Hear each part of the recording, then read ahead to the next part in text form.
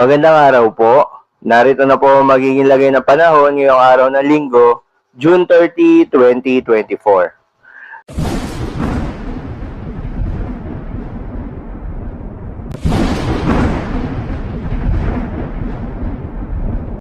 Sa kasalukuyan na tayo sa pag-asa, patuloy pa rin ang pag-iral nitong easterlies o yung mainit na hangin galing sa karagatang Pasipiko at nakakaapekto sa may eastern section ng ating bansa.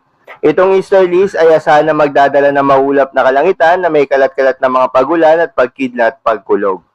At easterlies rin na magdadala ng mainit at malinsangan na panahon sa malaking bahagi ng ating bansa, na may mataas na tsansa ng mga localized thunderstorms lalo na sa hapon at sa gabi.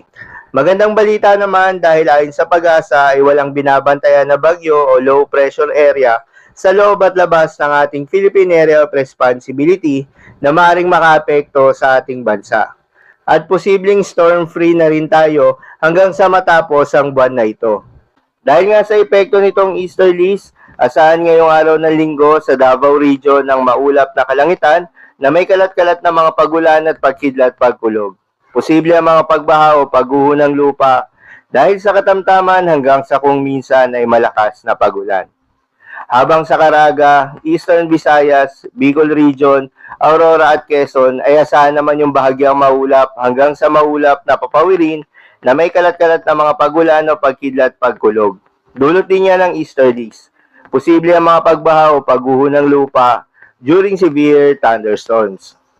Sa Metro Manila naman at iba pang bahagi ng bansa ay asahan rin yung bahagyang maulap hanggang sa maulap na papawirin na may kalat-kalat na mga pagulan o pagkidlat pagkulog. Dulot naman niya ng mga localized thunderstorms. Posible rin ang mga pagbaha o pagguho ng lupa during severe thunderstorms. Madalas nabobuo ang mga thunderstorms sa ito tuwing hapon o gabi na maaaring magtagal ng 1 hanggang 2 oras. Ingat sa mga posibleng pagbaha o pagguho ng lupa during severe thunderstorms. Ugaliin rin na magdala ng payong pananggalang sa mainit na araw at posibleng pag-ulan sa hapon o sa gabi. Para naman sa lagay ng mga dagat baybayin, ayon sa pag-asa ay wala namang nakataas na gale warning sa anumang seaboards ng ating bansa. Kaya naman malayang makakapamalaot yung mga kababayan nating mangingisda at yung may mga maliliit na sasakyang pandagat. Asahan ng banayad hanggang sa katamtaman ng mga pag-alon. Ngunit iba yung pag-iingat pa rin lalo na kung meron tayong offshore thunderstorm activity. Asahan pa rin yung mga tsansa ng malalakas na hangin at kaakibat nito ang bahagyang pagtaas ng mga alon.